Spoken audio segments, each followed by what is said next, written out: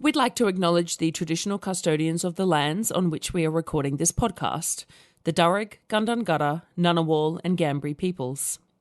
We pay our respects to elders past and present, and we recognise the continuing relationship between First Nations people and their country. We would also like to acknowledge our privilege as cis, white, het passing. What else are we? We're all of the privileged things.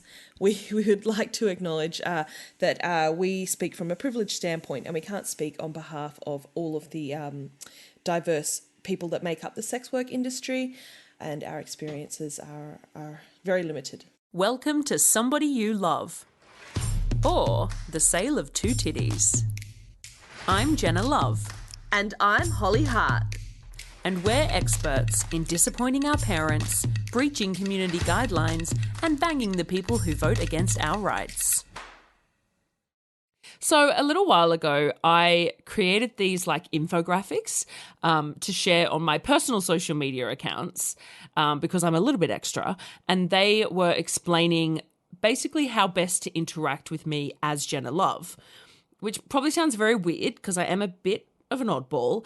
But I'd recently had this combo of people. Are you shaking your head at me? Oh, no, sorry. Oh. I'm shaking my head because I think it's genius. Which okay. I recently had contacted you saying, can I use the same things? Yeah. I don't have much personal social media now, but I think it's fantastic because it is really confusing for civilian people who, and we've received questions from people who say, I found out that somebody I know is a sex worker. I've seen their, how do I say, or what's appropriate. Yeah, and I think it's just so good. I think it was genius of you. Yeah, and I'd had this wild combo of people being far too aware of boundaries and people being not at all aware of boundaries. So I had a number of friends who had come across my Jenna social accounts, it might have been recommended to them on TikTok or whatever, and they were like, I want to follow that and be supportive because you're my mate and I love what you're doing, but they didn't know if that would be seen as creepy because obviously a lot of my stuff is sexualized. And particularly one of my friends who's gay, I think she was like, well, will you think that I'm creeping on you if I, and I was like, please creep on me. Please creep on me. And then on the other side, I'd had these two encounters, one which was one of my husband's relatives asking for my OnlyFans name, and one was a close friend of mine's she'd recently separated from her husband, and then he contacted me for a booking. And so both of those cases, I was like, wow, the boundaries with these men. But then all my friends, I was like, no, you can definitely support. So anyway, I did this infographic, and it was here's how you can inquire. These a flow chart. These are the rules. Exactly. What's our connection? Yeah. What are you trying to get out of me? And and one of those rules was that I always encourage anyone who's thinking about getting into the industry to get into contact with me. Or someone they know in the industry. I don't want people going into it on their own like so many of us did, And so if you're thinking about it, I always say, please reach out and ask questions. And actually a friend of mine, or someone I didn't even know very well in high school, reached out to me, and we've been chatting ever since. But the caveat with that rule is I said, unless you're a cishet man, basically. And then a friend of mine who is a regular listener of the podcast as well, she asked me about this because she was kind of confused by the distinction.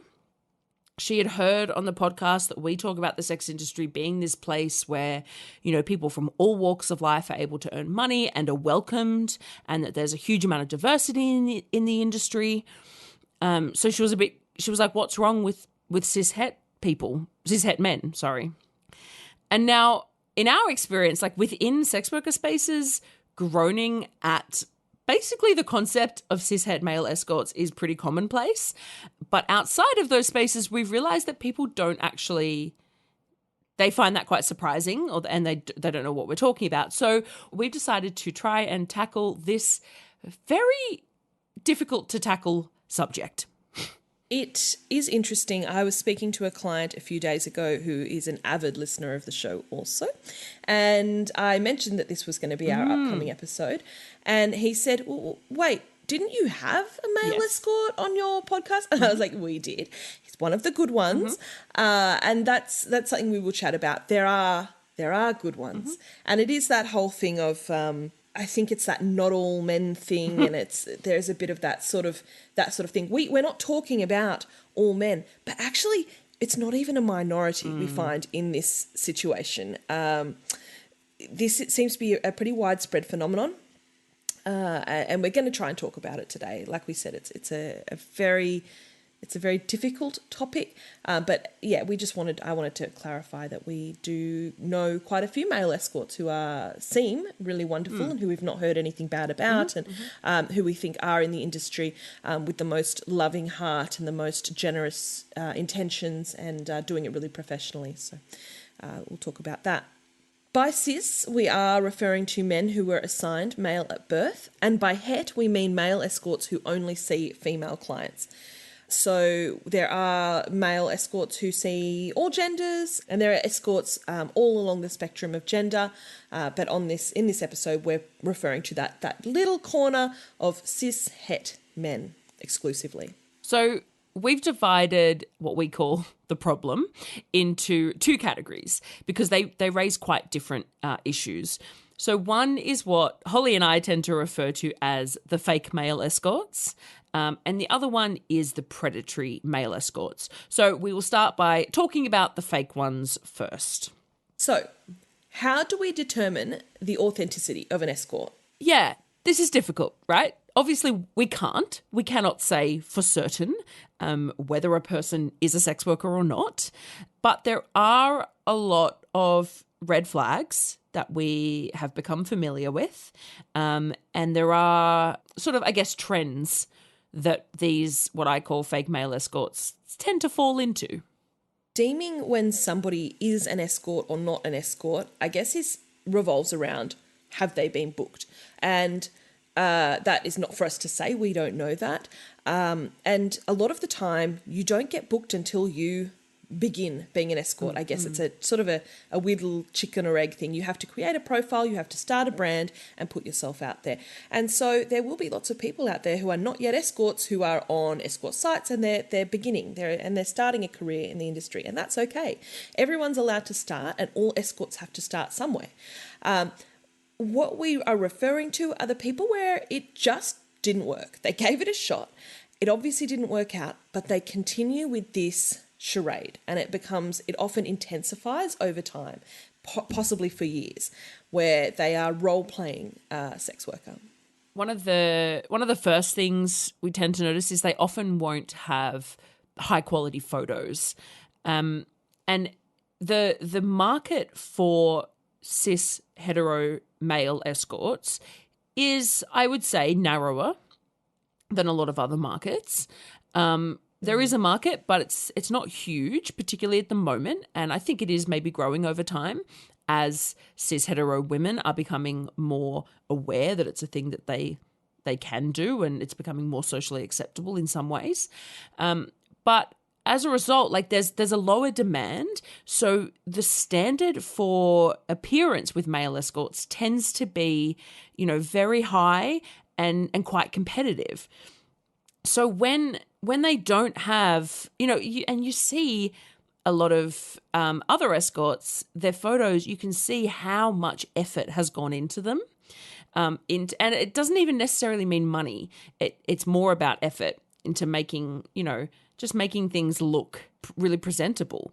And a lot of the time with these fake male escorts, their photos, they just look really low quality, basically. And again, everyone has to start somewhere. And, a lot of people get into the sex industry. They're not in the position to splash out on hundreds of dollars of a photo shoot, getting new lingerie, all that sort of stuff. And we're not saying that anybody should. And I would never recommend that somebody get into the industry. Like, see if you like the job first. Don't spend a whole bunch of money on a massive photo shoot. But it's when they're going on with this charade and they're posting about how they just did a fly me to you, and you're like, well, if you're getting these giant bookings, what are these same 4 photos of you that somebody took at a wedding and you've cropped your head out of? Like, I just find that very hard to believe. Ugh. or a really intense flash photography in front of a wall with chips in it. Yeah. Things like that where you're like, it doesn't match up that you're getting a 4-day fly me to you and you have 2 images. Yeah, it just doesn't quite connect for us. And then similarly, only using free ad sites. So not investing any money into their advertising. And I mean... I'm someone who could be accused of that because there have been plenty of times in my career where I have not paid for any marketing. I've only used social media. So again, with all these things, it's the combo of them together, not any one thing in isolation. And again, if somebody's starting in the industry, they may not have the funds to outlay that cost. But I think we're going to talk about it a bit later. A lot of these men have a full-time job and they've started this as something on the side. So it's not a case of them not having any employment and needing to start from absolute scratch. We often see with these individuals that they have a social media account where they're really trying to connect with the sex work community, which is vastly female. And so there's lots of commenting on sex worker profiles, but very little happening on their own account in terms of nobody's commenting on their profile, there's very little engagement, which, look, lots of people can have poor engagement on their socials. That's life. Some weeks are better than others. But when it seems like they don't have any following and they have existed on Twitter or on Insta or whatever for some time, and they're just continually commenting and fawning over or trying to connect with, quotation marks, female sex workers, that's another really big red flag. Another really quite telling red flag, which is one I find very funny, is a number of testimonials or reviews that have clearly been written by the same person. And, you know, you can tell from the grammar they use or the particular spelling of one or two words or just the structure. Like, you know, you can tell when something's written by the same person. And on top of them all being clearly written by the same person, they'll often, you know, they might be brand new to the industry. They've just popped their ad up and they're like, I've been working for a week, and they've suddenly got 5 of these testimonials. And like, maybe Holly and I are wrong, but I don't know of any cishet male escorts that put up an ad and within a week they've had 5 bookings and got 5 testimonials. Like, there's just I don't know of any escorts that happens. It's pretty wild. Exactly. So that's always a pretty obvious, like, okay, well, you've written these yourself. And also sometimes their reviews or testimonials, not just that they're written by the same person, but that they're clearly written by a man. Like, sometimes that's something that you can really pick up on. One of the biggest red flags is other workers saying that that person is a former/problem client of theirs.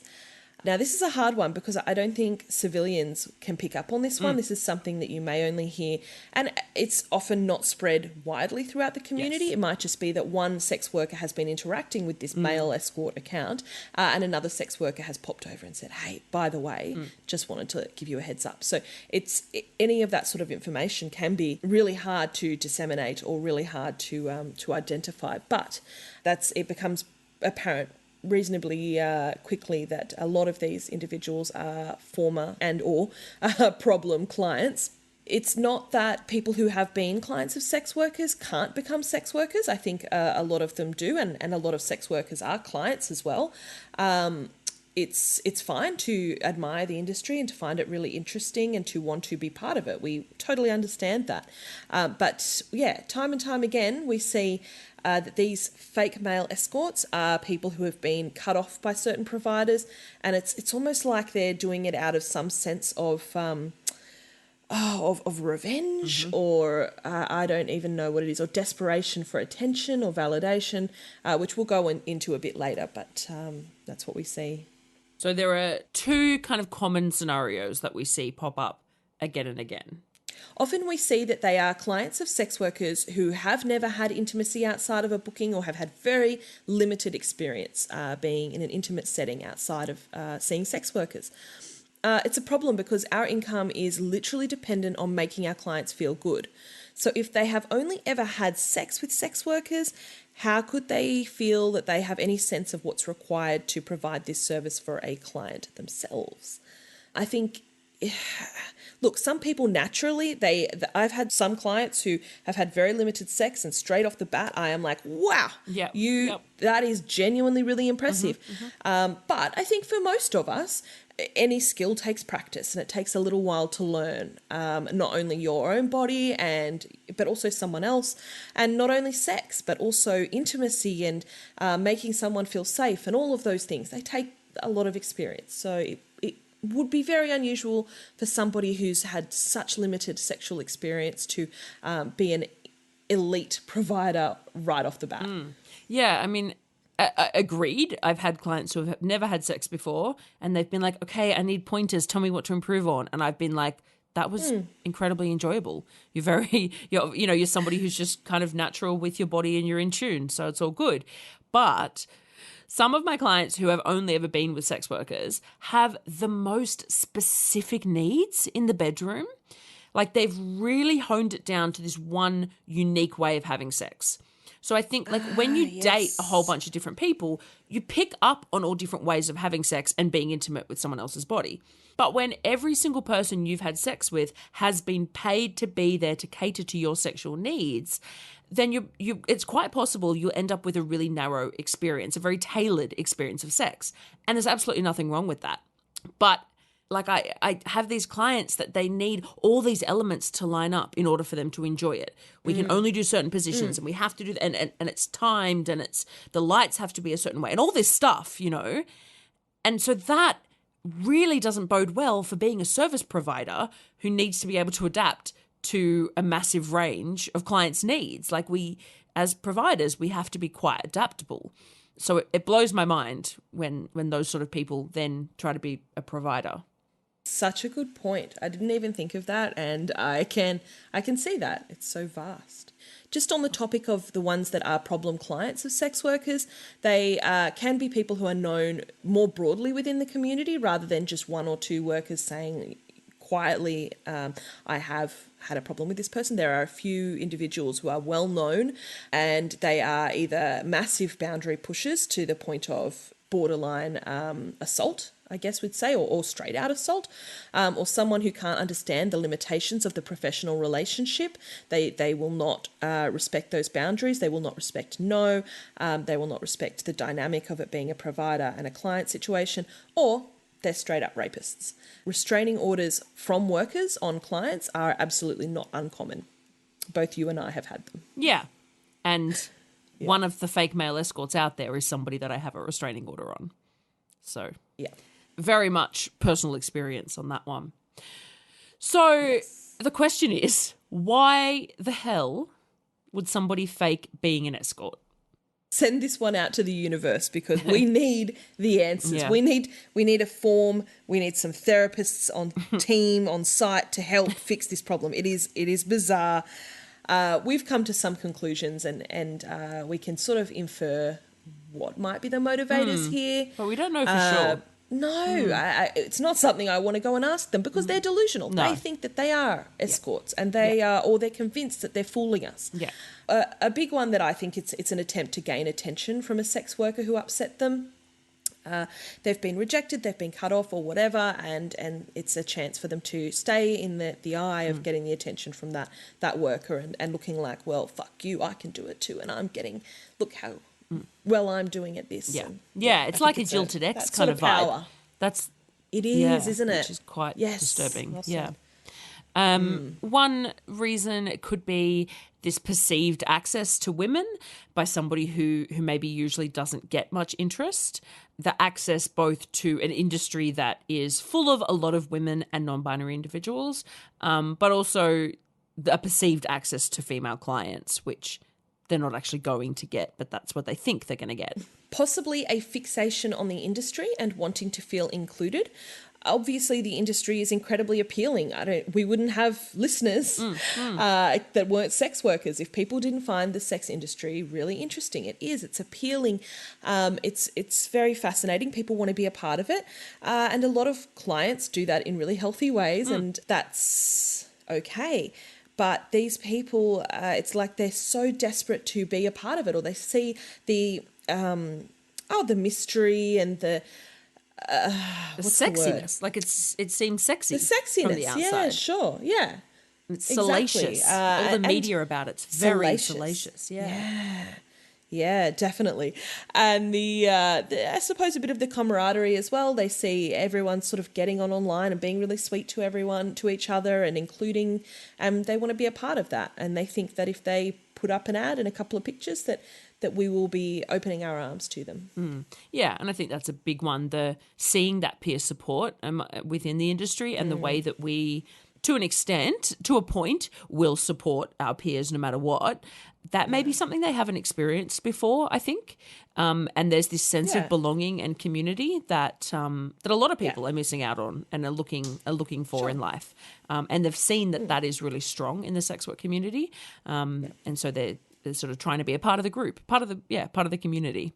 There is obviously a fantasy for a lot of them of being desired or feeling desirable. I think that's a really normal thing to want to feel attractive. We all want to feel sexy or that we have appeal to people. And I think for some people, this is an avenue where they can test that, where they can see whether someone wants to book them. And again, that's fine.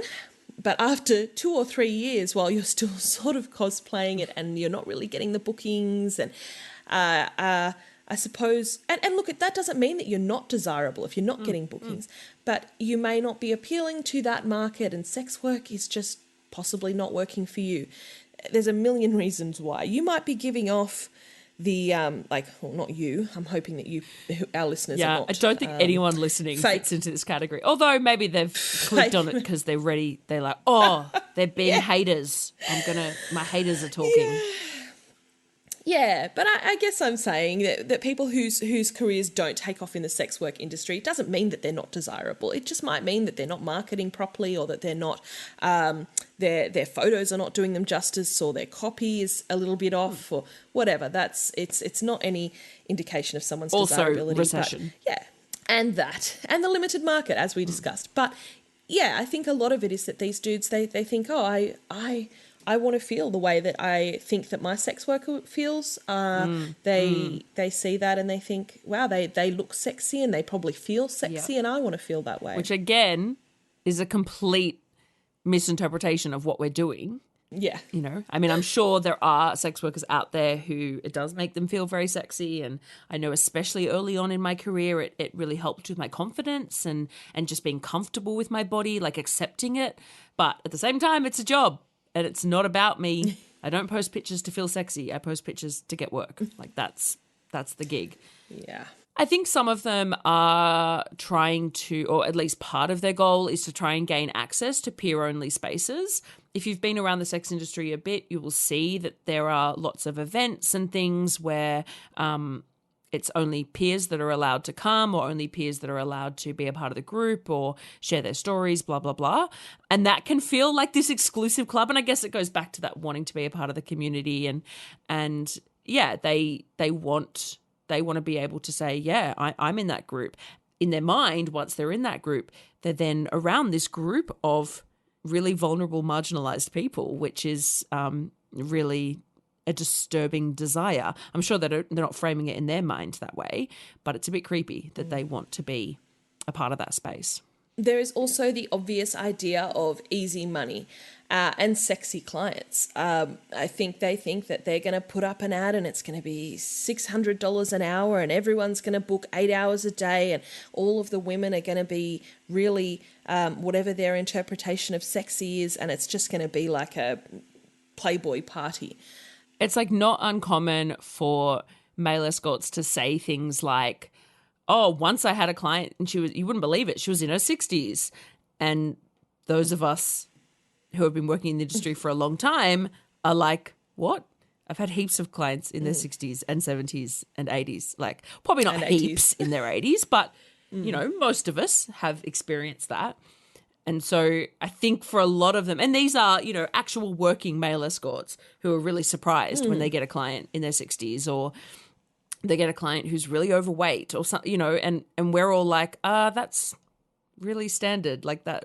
What? Like, and they obviously, I guess, had this idea that all their clients were going to be, as you said, whatever their idea of attractive is.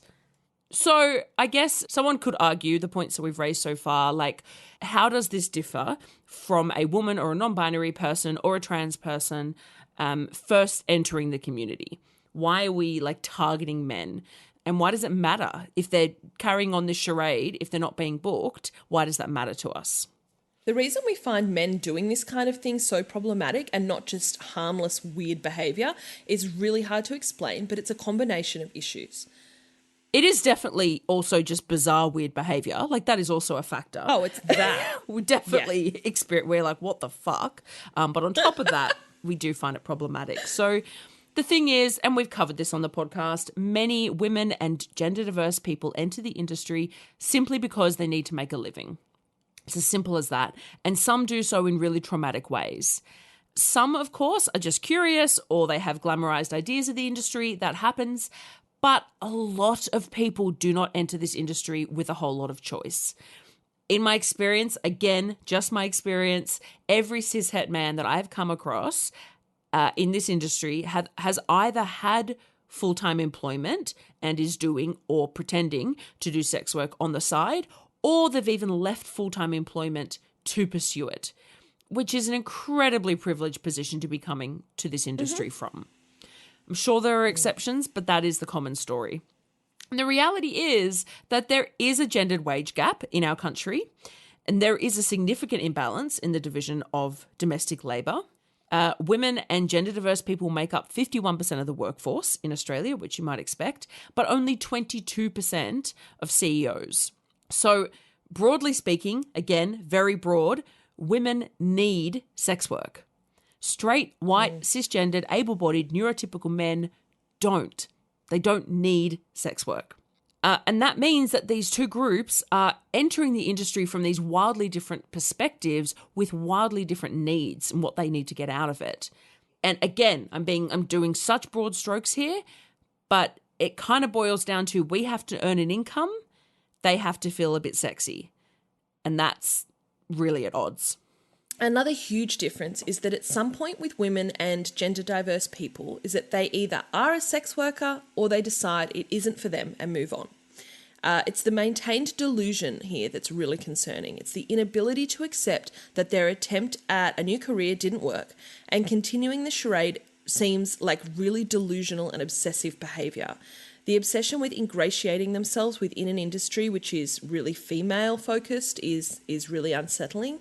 And it just further speaks to their to somebody's unwillingness to understand no and to understand boundaries. If you can't accept that your career didn't work, then or that this sex work thing just isn't working, and you do get a booking, how are you going to understand those boundaries with a vulnerable person?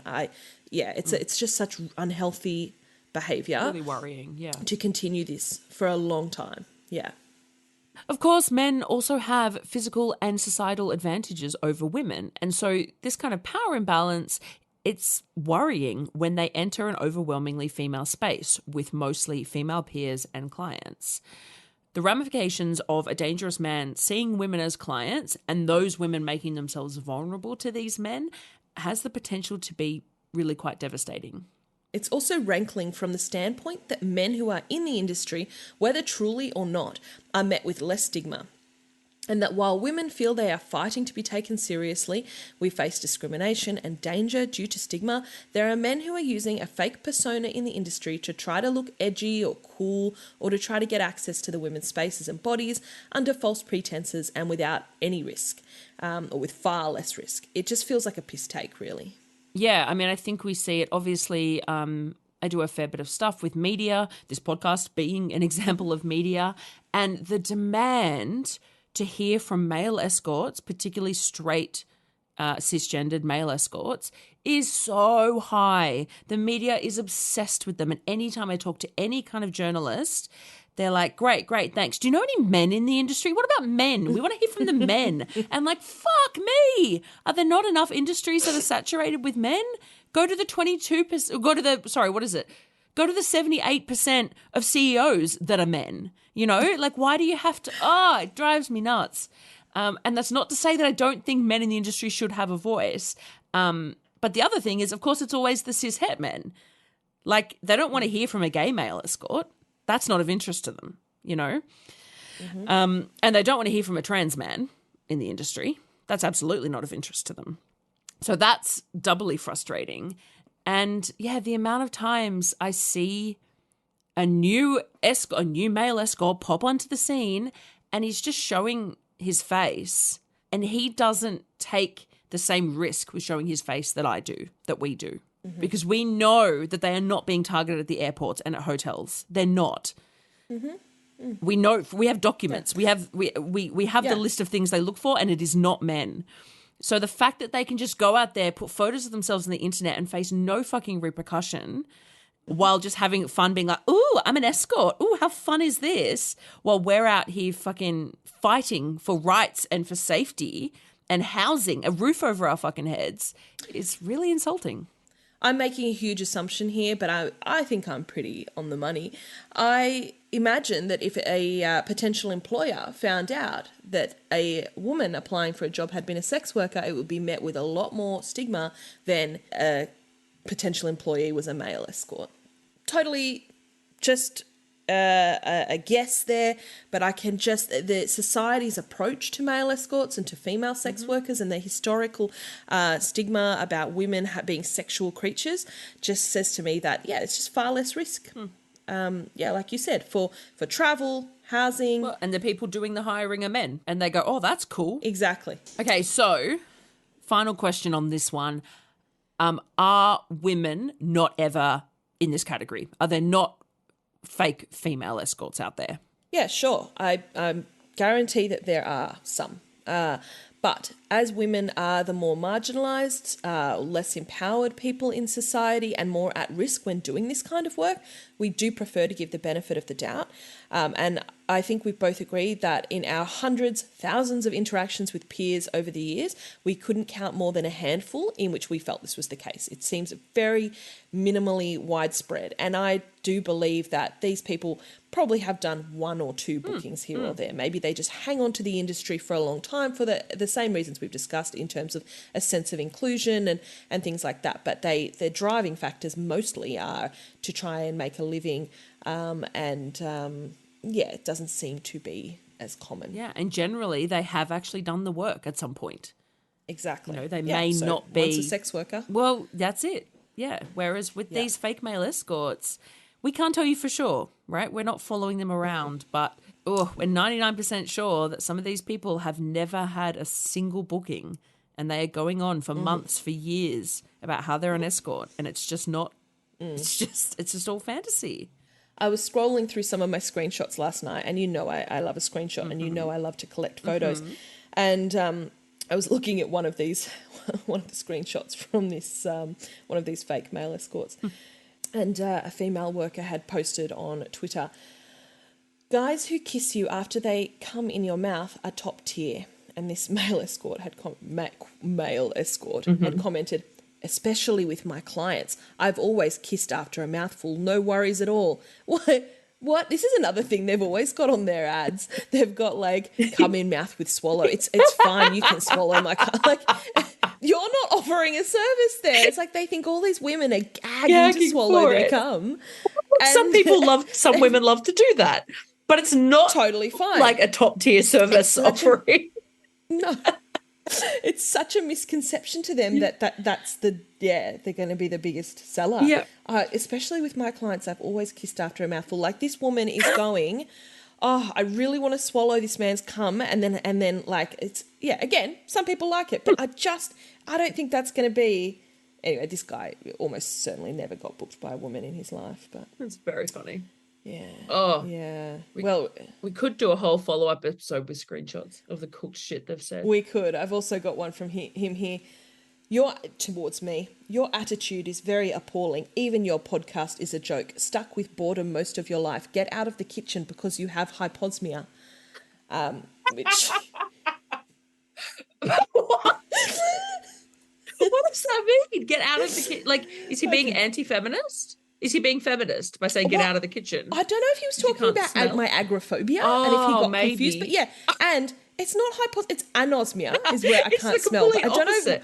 Hyposmia would be too much smell, wouldn't it?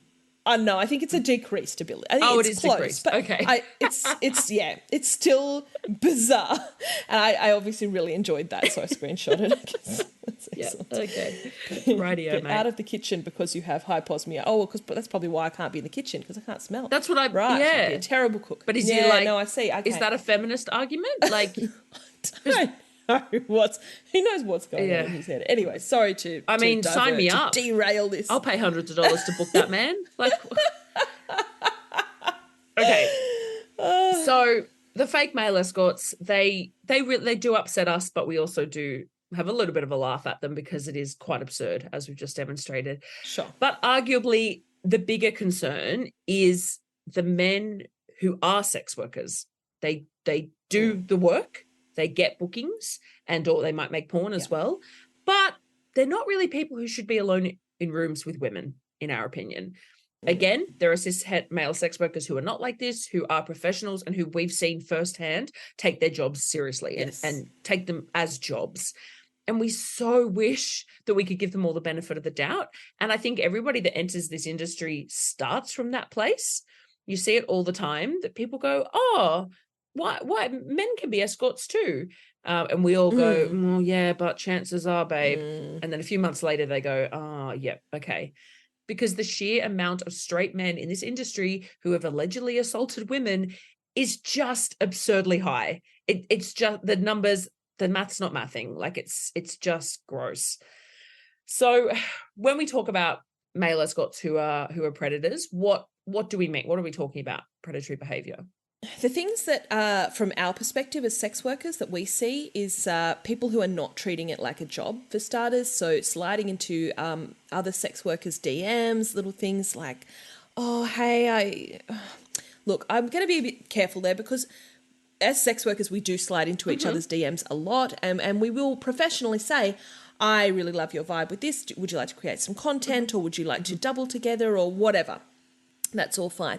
But it's this sliding in with a bit of sleaze and a bit of, I can't really define it. Can you define it a little bit better? Well, I've never had a female or a non-binary sex worker slide into my DMs and say, oh, you're so fucking hot. Can we make content together?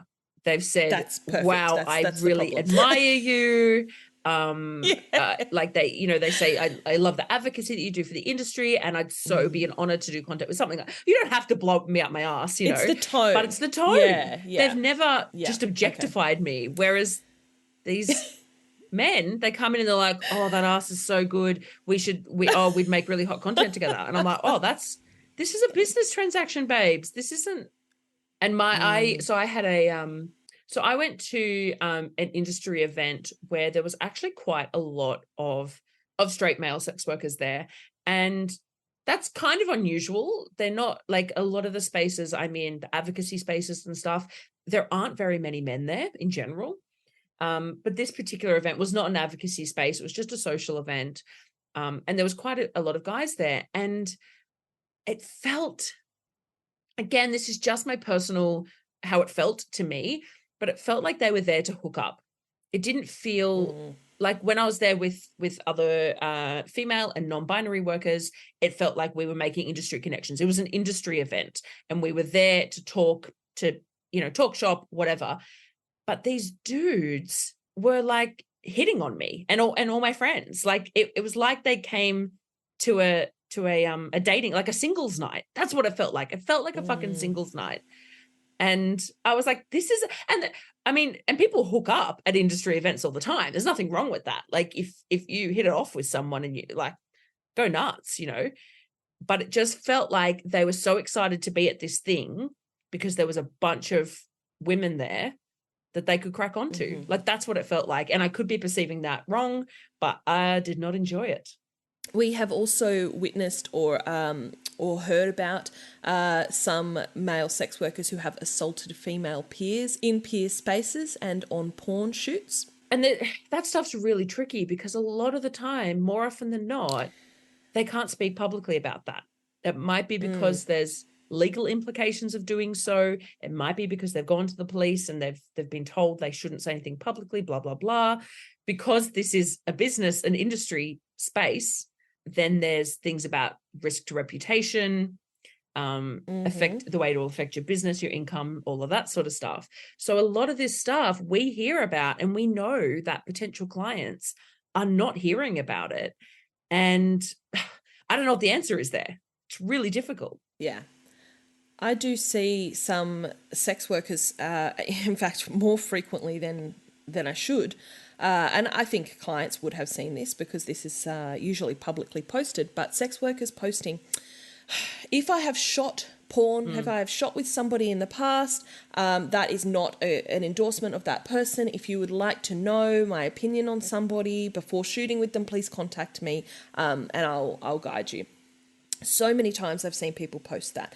And so they've obviously worked with somebody and it's been a bad experience or something bad has come of that, but they can't post that publicly. So they basically are just doing their best to warn people to say, if you want my advice, and you're planning on working with this person, come to me, which is really hard because if that creator that has done something bad is also a full service provider, then there's a potential that they're also doing unsafe things with clients, but that's something that you just can't warn people about. So and it's the same with we can do this podcast, for example, and this is a way that I feel like we are warning people. But because again, we can't name names, and so we're also potentially damaging the business of people who are legitimate professionals, which is not our intention, but there might be a little bit of that collateral that happens as well. Sure. And we also, the last thing I want is to stop women, particularly cishet women, from being clients of sex workers, because I love that we're seeing more and more of that. So it is so hard to talk about this because part of me, I don't know what the answer is, because there's so many predators out there and I don't want women booking them, but I don't want that to stop women booking escorts in general. And I can't tell you who they are. So we're kind of fucked. I think it's a really important thing for us to bring attention to, if only, as you said, because people do respond to us and sort of go, why the disdain for male sex workers? And it's important that we sit here and have a little bit of a chat about the distinction between or what makes somebody dangerous or concerning in the industry. And this may or may not help you, but it might just make people a little bit more aware of our hesitation, and also if you are looking at booking a male sex worker, maybe it will just make you a little bit more mindful, and that's all we can do. So that's all the stuff that we see, and that's hard for us to talk about publicly. But I guess it's important as well for us to explain things that clients might experience that we would consider to be predatory behaviour and not acceptable behaviour. Doing things without consent. That is a huge one, because as providers, we are supposed to be the professionals here. We are supposed to be reasonably trustworthy and safe. So if you're making yourself vulnerable and putting yourself in a space with a sex worker where you might let your guard down a little bit, you should be able to know or to trust that they're not going to do anything that you are not wholeheartedly agreeing to. There should be enthusiastic consent, and that should be very clear. There is also instances of people not using condoms, or stealthing, or maybe offering too many substances, and taking advantage of somebody who is intoxicated, ejaculating in or on you, again without consent. There are kink elements which can become too intense, slapping, choking, things like that, which can be really dangerous. Well, not even too intense. If those things start happening without them being discussed, that's not cool. Yeah. If somebody just starts spanking you or starts pulling your hair, or the big one these days is just puts the freaking hand around your neck, That's not okay. And a professional should never be, I mean, they should be experts in consent. The expectation should be that much higher for a professional. I think another one that and this is, again, it's bloody tricky, but some male escorts will ask for a photo of their potential clients before deciding whether they'll see them or not. And there is the argument to be made that for people in male bodies, their arousal or lack of arousal is much more apparent than people in female bodies, and that it is much harder to, fake. And so, there are people that say that for a male escort that they need to be attracted to their clients. And look, I can't speak to what it's like to have a penis, right? But it really, I don't know, makes me uncomfortable. I think that if you're not able to find attractive qualities in your clients and find a way to make it work and to make it an enjoyable experience, then maybe it's not the job for you. Like, it's tough, big grey area. But if they ask for a photo of what you look like before agreeing to the booking, I'm sus on that. And if they ask for nudes, which has happened as well, obviously, no. What the fuck? No. Don't be sending photos of yourself naked to people you don't know. I mean, I do that all the time, but I also have nothing left to lose. Now, obviously, in any situation where there are potential victims, the onus is not on the victim to keep themselves safe. We would prefer if people just stopped being abusive. That would be ideal. But in the interest, we put this episode together and we knew that people were going to say, well, what can I do to protect myself? And so we've brainstormed some ideas, but we just want to make it clear that this should not be your responsibility, but here's some stuff you may want to take on board. Like we suggest, whenever you book any escort, we think you should check out their socials. Have a really good look. See what their interactions are like with their peers. But be careful with that. Just because we follow somebody on social media or, as I said before, we've worked with them in the past, that doesn't mean we endorse them. And that applies to workers of all genders. Look for somebody who seems welcomed by the community, doesn't have a chip on their shoulder, seems to have a good nature. And beyond that, you can even look for people who you feel like you have shared interests with. I think just looking for somebody who you think is the hottest looking or the cheapest or whatever it is going to get you into all sorts of trouble. I think you should be looking for a good soul. Yeah, which is the advice we would give to anyone booking any sex worker, isn't it, really? Yes. So one option, and hopefully the community doesn't cancel us for this, is that you could potentially contact a female worker that they've interacted with on the socials. So generally it is really frowned upon to contact a sex worker for any reason other than to make a booking or to buy something. But I do think a lot of us understand the trickiness with this side of things. And I know, of the very few male escorts that I've interacted with online, if somebody came into my DMs and said, hey, I'm considering booking this person, I see you've interacted with him. Do you think he's okay? I would not be able to respond and say, yes, 100% he's a good man and he would never hurt anyone, because we can't say that about anyone.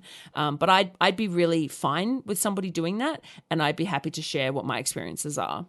You could definitely sweeten the deal by sending them a small beam or a cash app, depending where you are in the world, for their time. And yeah, look, some workers are not going to appreciate you contacting them asking for that information, but I think a lot would understand, and there'd particularly be that solidarity between women, I think. I would suggest doing the same things you would do if you were going on an unpaid date.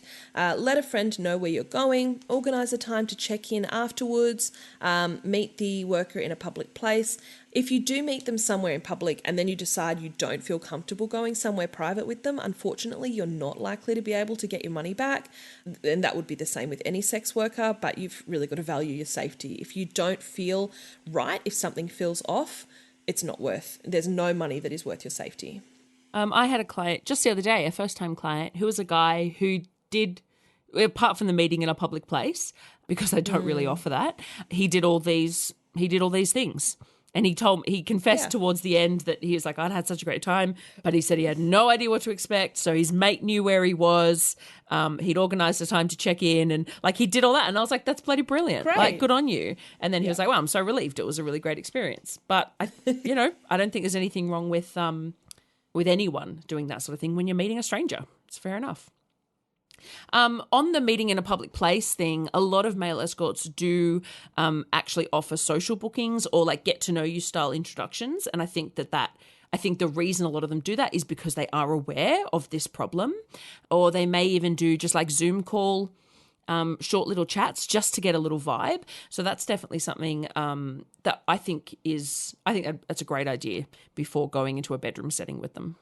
If they state that they see clients of all genders, that can be a green flag. We tend to find that they're less they're less dodgy. Yeah. I don't even know how to word that. The queers, we just love the queers. We're all about it. And that's not to say, like, obviously we are also aware that queer people can be abusers and predators. Oh, yeah. That is, absolutely. But generally, just on the statistics in the industry, we have better experiences with them. My big tip is do not listen to awards. If they've got blah, blah, blah, winner, triple winner of the whatever, they don't mean a thing. They mean absolutely nothing. And if anything, to me, they tend to be a little bit of a red flag, which might be controversial to say. But the people that run awards ceremonies are just some people. They're not like there's no committee, there's no governing body that vets the people who have been nominated or who win. The people who win usually are their mates or the people who pay the most money. And often the people who win, especially in the male categories, are the abusive ones. And a lot of the good male escorts will ask to not be nominated for those sorts of things. The reason I say that's a controversial take is that some people do see value in these awards for a marketing thing. And they say, no, I will engage with these because I want to be able to put that because that is going to help bring people in. And people have got to do what they've got to do to get the bookings. But don't be swayed by that. Don't see that award and go, wow, they must be a really good client. They must be a really good sex worker. Because it means nothing. The people who judge have not been in bookings with these people. Take care to limit your substance use when you're first meeting a new person alone so you can be in control as much as possible. I know that you can be really nervous and that sometimes a little bit of Dutch courage helps. And a lot of the time it's really nice to share a drink with your provider. That's fine. You can bring a bottle with you, and I'm not suggesting that they're going to spike your drink, but it's always sensible to keep an eye on your drinks in general. I think we, as women, we know that. But that's fine to have a couple of glasses, but just try to be really aware of your intoxication levels so that you are able to make those decisions regarding consent much more comfortably, and you're much more cognizant of what's happening around you, as well as other substances. I know that people like to use all sorts of things in the bedroom, and that's absolutely fine. You can make your own decisions as an adult, but I would just try to keep it quite limited on that first time meeting someone or that first few times so that you can build that trust. My big tip, kind of for anyone going into any sexual situation, but I think particularly for people who have been socialized as women or people in the queer community as well, where we have been taught to maybe be a bit quieter, not come across as too confident or brash or whatever, is to really sit down and have a think about your limits beforehand. And make sure that you are confident articulating and asserting those. So I have little phrases that I literally will sit there and go, if this happens, I'm going to say this. And I drill the phrase in my head because, and I know it probably sounds really lame, but I know, and I learnt this in the industry and I learnt it the hard way because early on I know that if I get shocked or surprised by something, I cannot find the words. I get really kind of frozen. I guess I'm a freeze response person, and I just kind of wait for it to end. But if I'm able to go, this is a thing that could happen to me, or this is a thing that could pop up that they might ask for, and when they do, I'm going to say this. Then when it happens, I go, this is that situation that I prepared myself for. And that preparedness is really valuable to me as somebody who historically has really struggled with asserting themselves in those situations. It's hard because you can't think about every possibility. And sometimes someone will suggest something that is just so far removed from what you could ever have thought of that you're like, I don't even, what? But generally, yeah, I mean, thinking about things like if they ask to not use a condom, how am I going to react to that? And you may decide that that's actually something you really want and you're going to be really excited about that and go for it. You make your own choices about that. But having that decision in place beforehand is so helpful.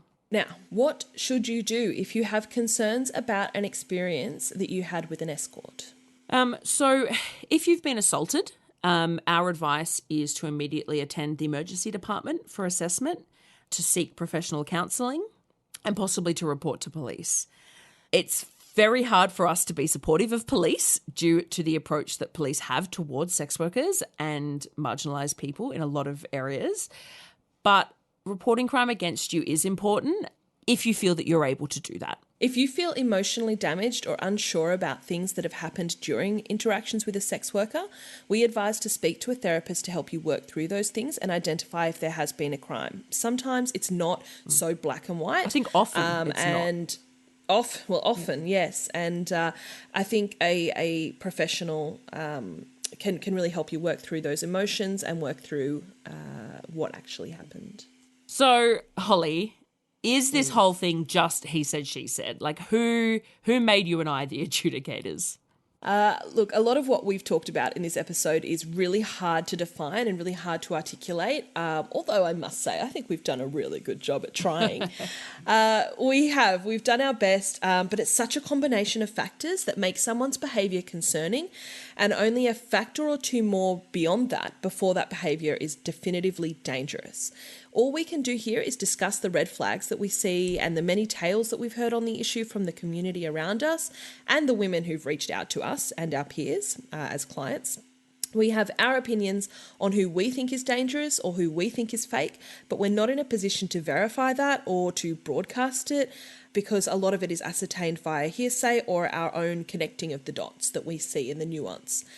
We can recommend male providers that we have heard only good things about, but we can never guarantee the safety of any individual. One person's abuser is another person's saint. Yeah. Just before we move on, I will say one thing. I am incredibly hesitant to follow male sex workers on social media. I will not follow back for a long time. I will wait, and sometimes I just never will. And I will say, if I am following a male sex worker back on social media, it means that I've probably heard pretty good things about them. So I've made that a point. I'm not endorsing them, but if you're a follower of mine and you've noticed that I follow a male sex worker, it means that I've probably heard pretty good things about them. So that's just a little sneaky hint of who might be the better eggs in the industry. Yeah, sometimes I follow people because I want to see the absurdity. So I'm not don't do that with me, but do it with Holly. Yeah. Sometimes like this shit is fucked. I need to keep track of it when they inevitably go private. So yeah, you love a hate watch. Yeah. We are going to wrap things up with the shit people say. This was one. It turned out quite good, I think. But so this person sent me an email and said, "Hello, Jenna," with a rose, which is always odd. But anyway, like an emoji rose. But whatever, that's fine. I would really love to see you tonight, any time that suits you. I just can't book any earlier than next week on your website, which I just love it. Every time. The amount of people that are like, oh, it's not showing any bookings earlier than blah, blah. And I'm like, well, that's when the next booking is. Like, what's wrong with you? So I responded. I said, then that's when I'm next available with a smiley face. And he said, okay, no worries.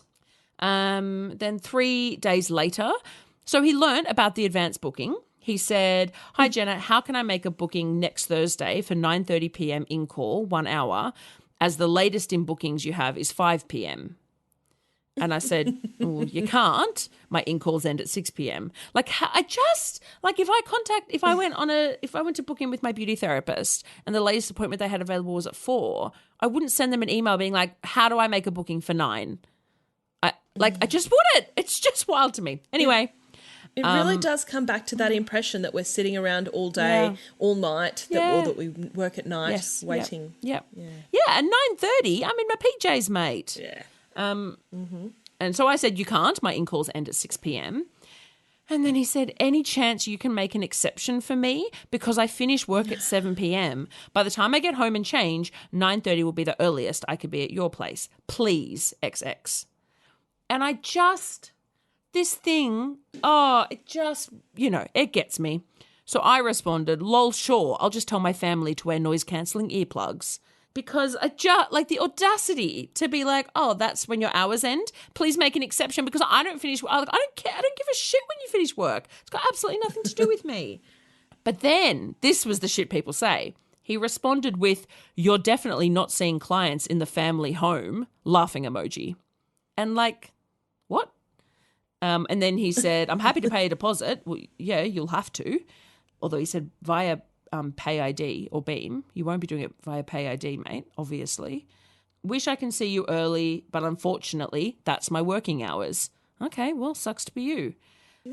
So I responded and I said, lol, what? You think the sex workers have 2 whole houses in this economy? Mate, of course I'm working from the family home. And it's not his fault. That's just a common misconception. And actually, after we put this episode together, I listened to the latest episode of one of my favorite podcasts, which is a true crime podcast. And generally, they deal with sex work reasonably well. They always refer to us as sex workers and they try to get things right. But what was really interesting, they were talking about this sex worker who had invited the client to her house. And they said, and that, first of all, is very strange because why on earth would a sex worker ever have a client in their own home? And I was like, guys, all the time. That's we don't have many houses. What are you talking about? And not everyone, obviously. There are plenty of sex workers who are not comfortable having clients in their own home, and that's fine. But a lot of us do because cost of living crisis. Hello. Anyway, so he came back and said, well, of course not. But I know that most of them rent hotel rooms or a place to meet clients. And if you want to do an out call, that's cool. You can do that. But I'm not adding to my living costs. Sorry, not my. But I already pay for the space. I already pay for the square footage of my in-call space. I'm not going to also hire another space just because you want your dick wet at 9:30. That's just not, He said, anyway, I promise to be silently excited with you if that helps. I said, oh my God, it absolutely does not help. What? Sorry, I'll go back to his message. He said, I don't usually see many escorts. I'm picky with how, or I guess that means who I see, as I have to feel chemistry and a shared connection. Oh, and a sexual connection. I felt a good vibe from your photos and what you wrote about your lovely self on the profile. I would really love to see you, Jenna. Okay, then come see me. Or book a fucking room. Yeah. Then book it properly. Yeah. So I said, OMG, it absolutely does not help. You've tried to push my clearly communicated boundaries multiple times now. Do you think that makes me feel at all comfortable being alone in a room with you? And this is what I don't... How have so many men lived through fucking Me Too and they do not They've not lived through fucking me as well. They've lived through fucking hashtag Me Too. Lived through fucking Me Too. They've survived. But how have they lived through that? I survived. Jenna Love. Just squirt emojis. Okay. Okay, no, I've got to wait for Holly to stop laughing. I survived Jenna Love and all I got was this t-shirt. And it's just wet? It's just permanently wet? It's wet look fabric?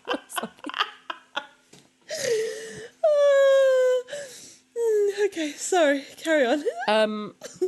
So this is what I don't get, how these men have lived through that era and they still don't understand that as a woman, I don't want to be alone in a room with a man who has demonstrated a lack of care for boundaries. What the what is wrong with your brain? My God.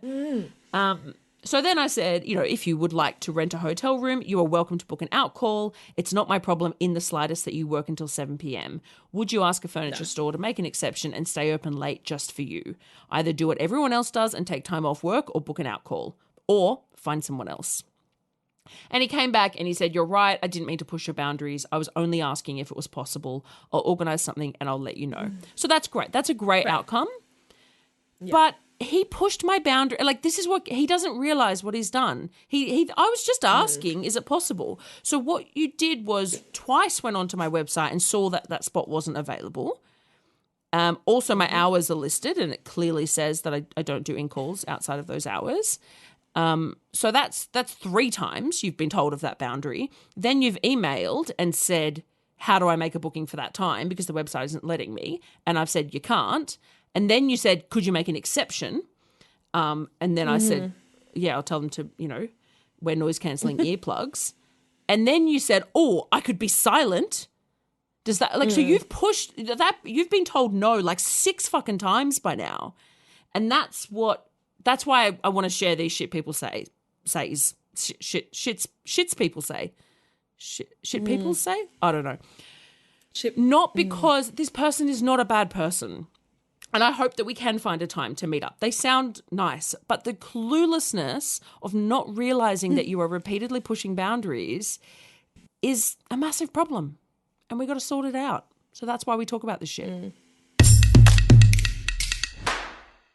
Thank you to sexy patrons, our new giving somebody, Jennifer, our new very generous somebody, JD, our even more generous somebodies, Alex, Dave, the Ashley Stafford, the Rhiannon Rhodes, Nomad, Adele, Andrew, our secret admirer, our footstool, Lachlan, Leslie, Sub London, Mr. E, NK, the Ophelia Parker, Scott C, Simon, Steve, Timmy, Wheezy, Luke, Frankie, Is Lost in Thoughts, Cuddle Koala, the Sasha Sins, and Stanley Doolittle.